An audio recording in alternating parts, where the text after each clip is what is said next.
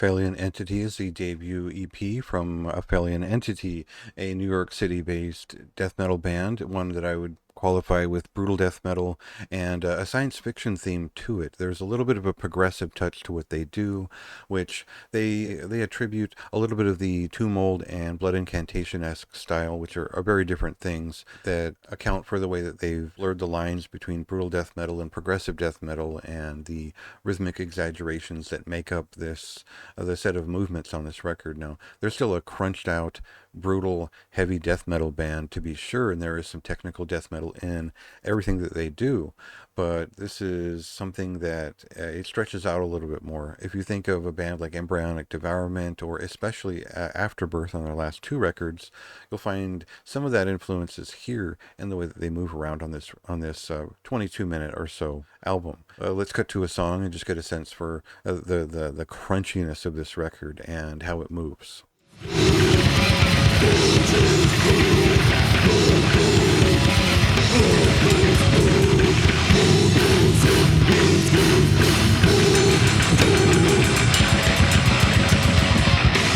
So the point and the feeling that they're exaggerating to build up this record and its tone is cosmic horror. It's definitely a horror themed record, and the brutality that they serve here is kind of slow motion in a lot of it's not necessarily hardcore-ish, but it pushes through slowly and it builds up in many just abstract ways on each song or every other song. So they trade off between the bizarre and surreal and the straightforward and quite ugly, and so it makes for a record that has some recognizable grooves. It's got some familiar feeling to it, but it's also much more severe and slapped out than you'd expect looking at it. And so it's not necessarily like a full-on old school thing. It's not exactly a full-on brutal death metal record, but it's kind of all of those things and a little bit more.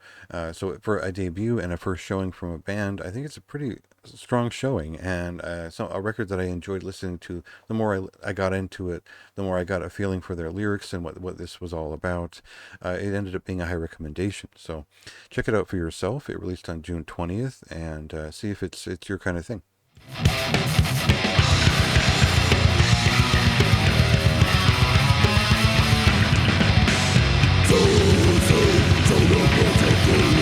So,